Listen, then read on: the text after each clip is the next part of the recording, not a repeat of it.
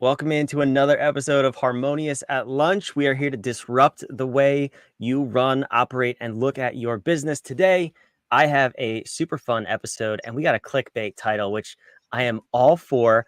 7 quick ways to inject cash into your business. And of course, on the screen with me is an amazing guest who I have the pleasure of knowing now. I was on his show a couple of times, and now he is a guest on mine. So first and foremost, Josh, welcome into the show. Man, I'm so happy, and I'm glad that I have a clickbait title because I definitely don't have a clickbait face.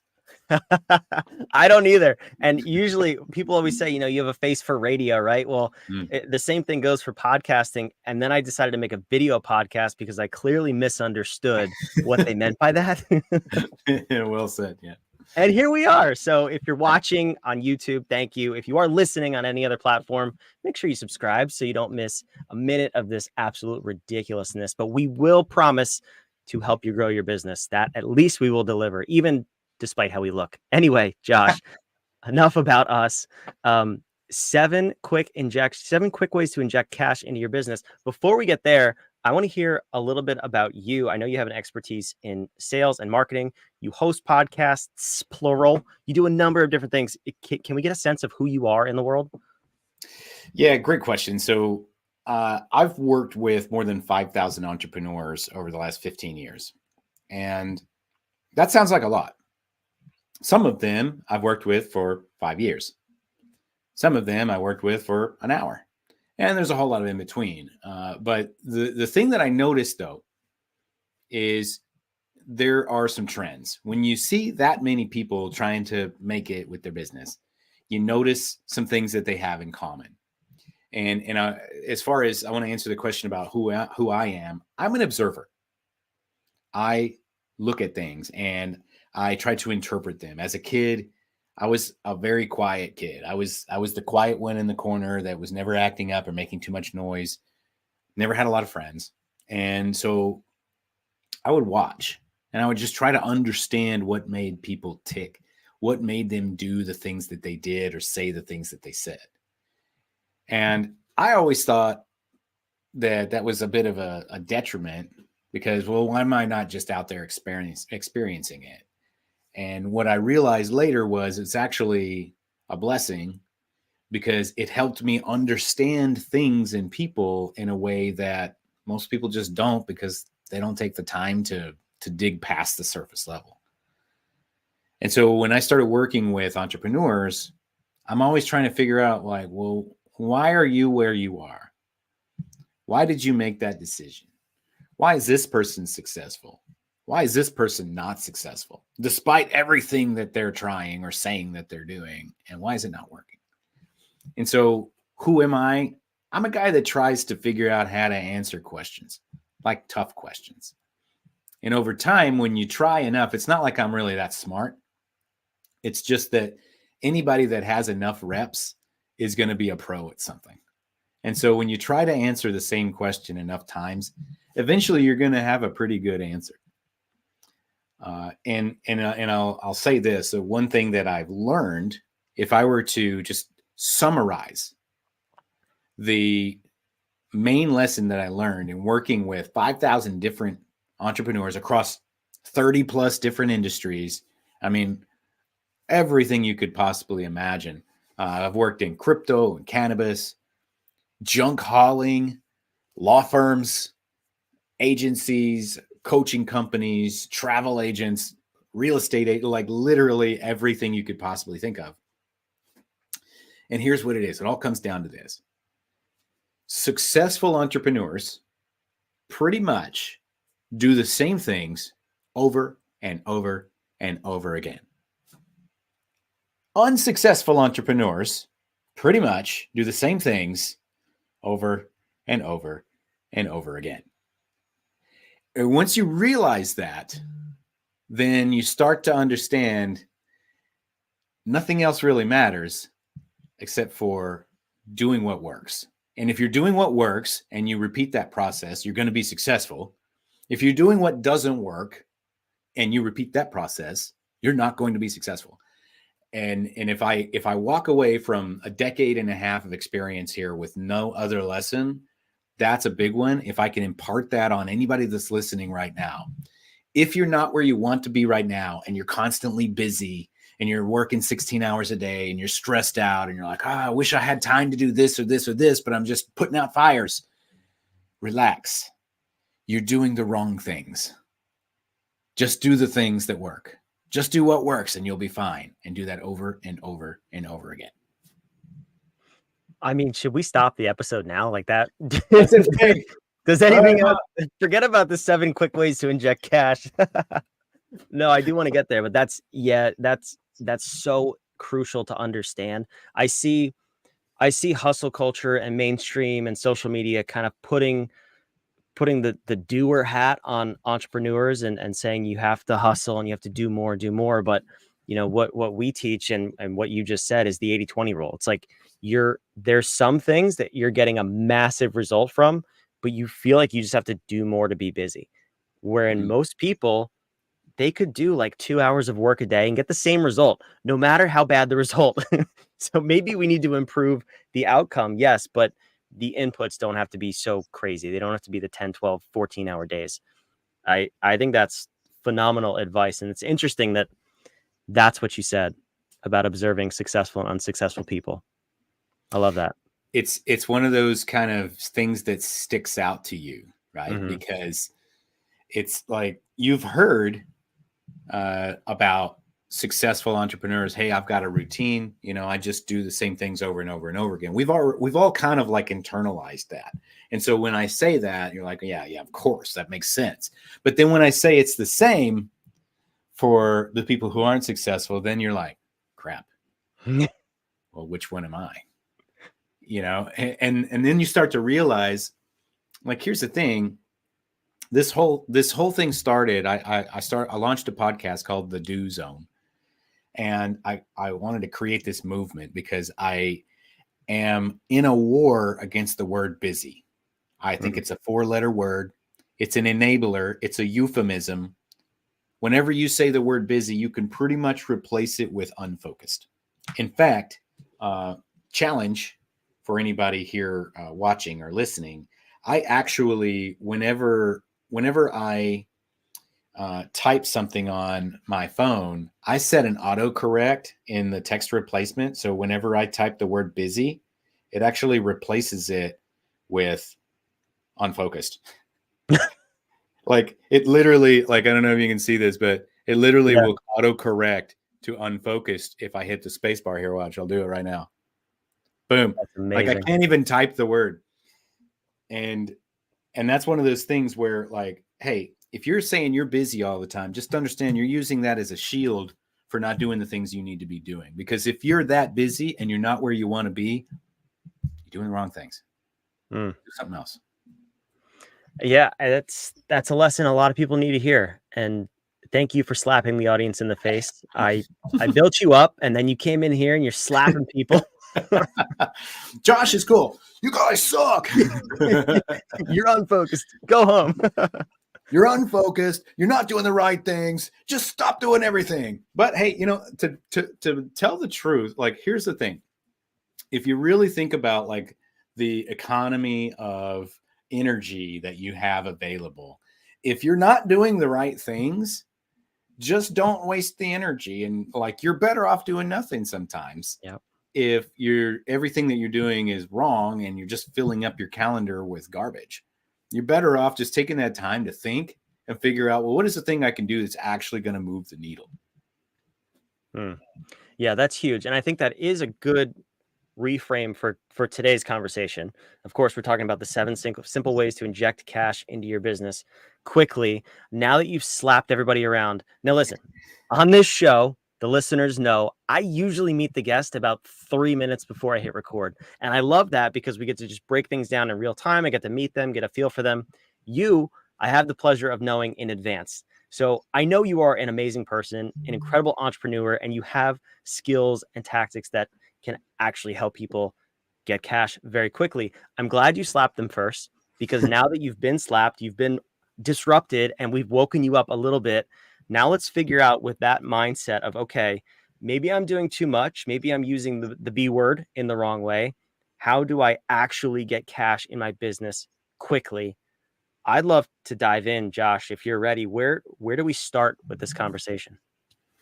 So we have to start with acknowledging the first part of the statement. Successful entrepreneurs pretty much do the same things over and over and over again. If you're under $2 million right now, maybe even up to 5, but at a minimum, if you're under $2 million in revenue right now, your only focus should be bringing cash and sales in the door.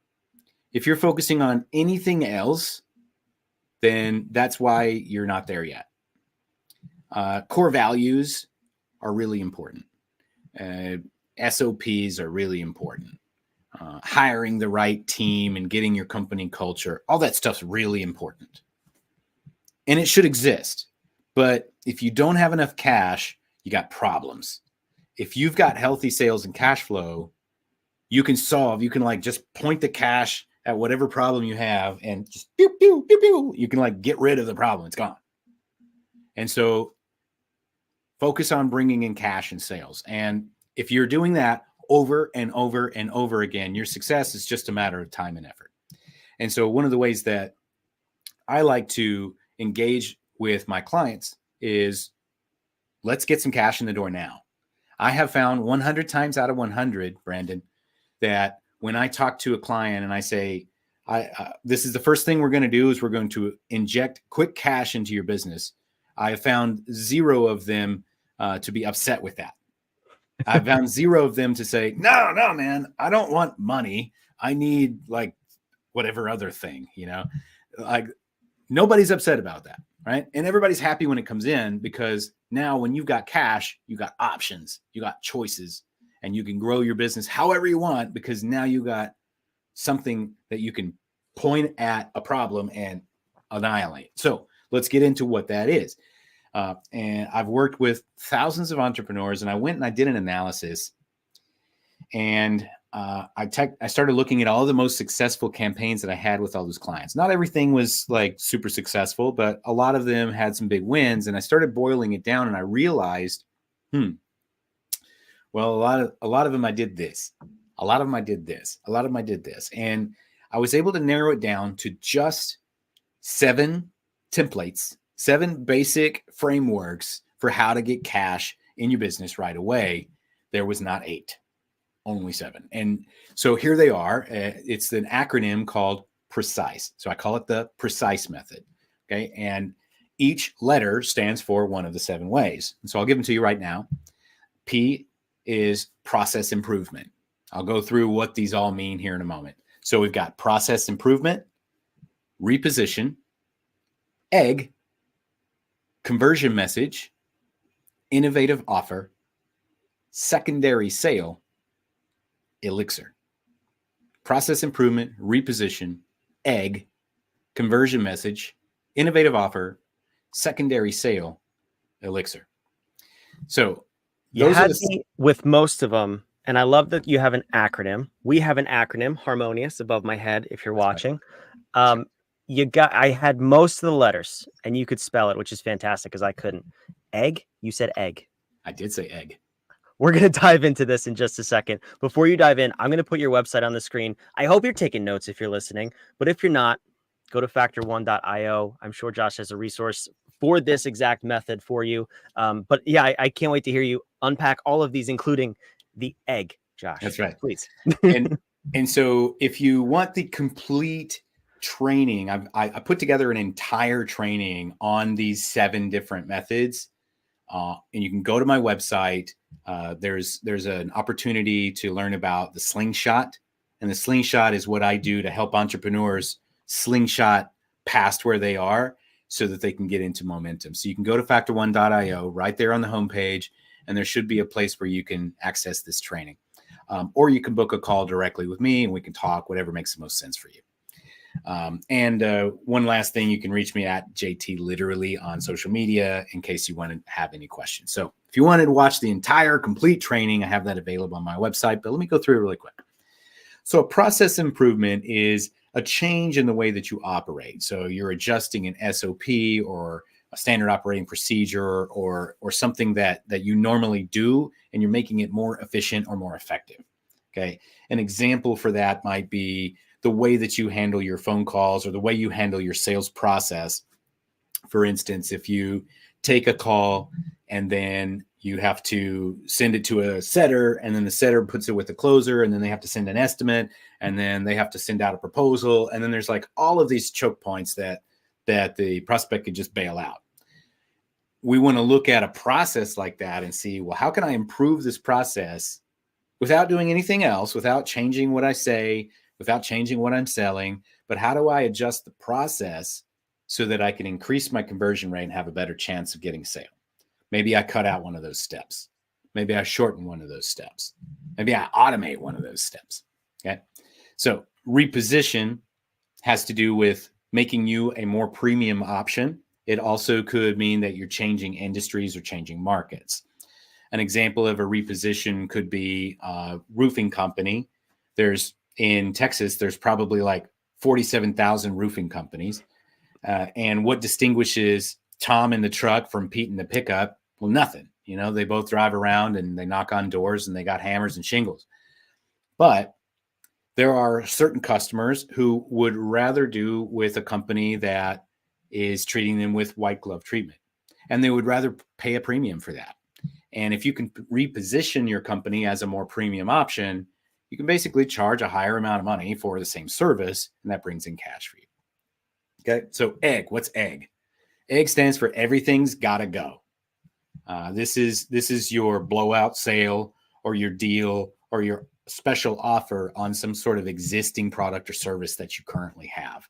And so everybody has an existing offer or service. If you're in business and you've made a sale, that's your existing offer and service.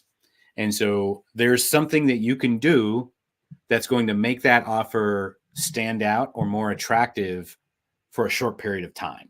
As an example, let's say you sell aquariums. I'm just pulling that out. Let's say you sell high-end aquariums and they're normally like $2,000. I don't know how much an aquarium is. And they're not selling very well. And so what I'm going to say is, for every aquarium purchase this weekend, I'm giving away 5 free fish or something like that. And that's a way for you to put together an offer on existing product to where you can sell more of it. You're making it a higher perceived value or offering it at a discount. Conversion message is the words that you use to get people to say yes to you. Now, I want to let you in on a little secret. 90% of the time, your message is not compelling enough. 90% of the time, my job is done by helping you fix your message. There's all these other things that are cool, but if I can get your message right, it almost solves every problem. And so that's hugely important. Innovative offer is a completely new offer that you have discovered that your audience has an unmet desire or need. As an example, I have a client, I mentioned that I have a client that's a junk hauler, and he hauls junk from apartment complexes like mattresses, old couches, appliances, that's stuff that the dumpster companies don't pick up. And what we realized was there was actually a need for another service, and we didn't realize this until the property manager asked. And so we were on property, they were picking up the stuff, and we trained the reps to just ask, well, hey, is there anything else that we can do for you or anything on your mind? And they said, hey, do you guys offer trash valet?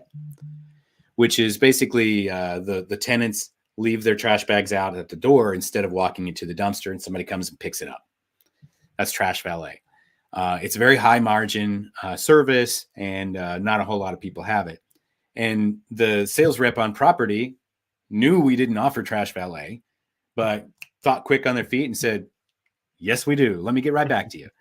And they came back and we crunched the numbers. We made them an offer and they accepted it.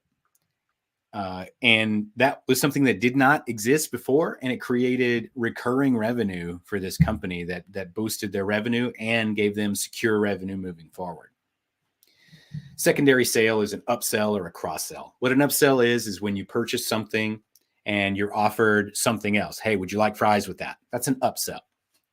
What a cross sell is when you're cross promoting with 2 different companies. So T-Mobile, if you sign up for T-Mobile, we'll give you a free iPhone. That's a cross sell, right?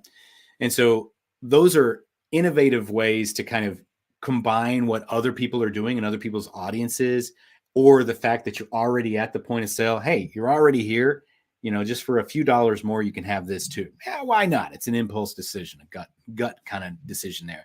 And then finally, Elixir is your secret special sauce. It's what puts you into a category of one. It's something that nobody else does and nobody else can lay claim to. And so putting those all together, we've got the word precise, process improvement, reposition, egg, conversion message, innovative offers, secondary sale, and Elixir. One of those things, if you deploy it properly, will create a huge influx of cash in your business.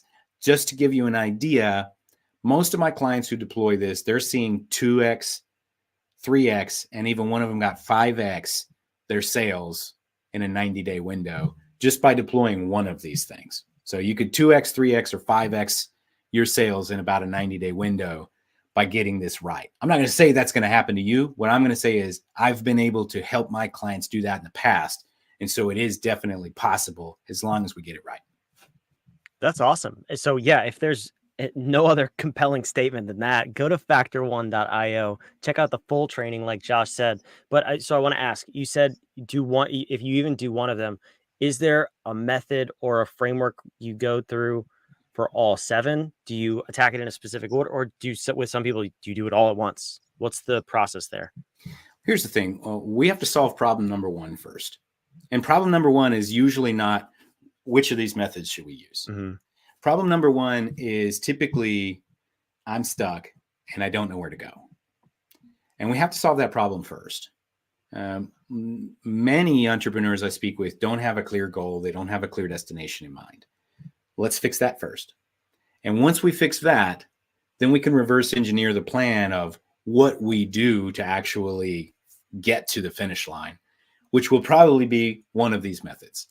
But it's kind of like problem number 6, let's figure out where we're going first. Let's figure out why we haven't gotten there. Let's figure out what we've tried that hasn't worked, so we're not wasting our time on that. And let's get real clear and just focus on going in one direction towards one result. And every time we do that, we win. Every time we try to splay our focus in 5 different directions, that's when we stall out.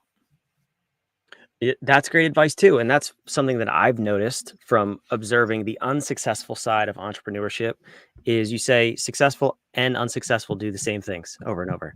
That's right. Unsuccessful people, one of the things that they do over and over is constantly switch what they're doing, the activities, the goals they're chasing. They have shiny object syndrome, whatever you want to call it.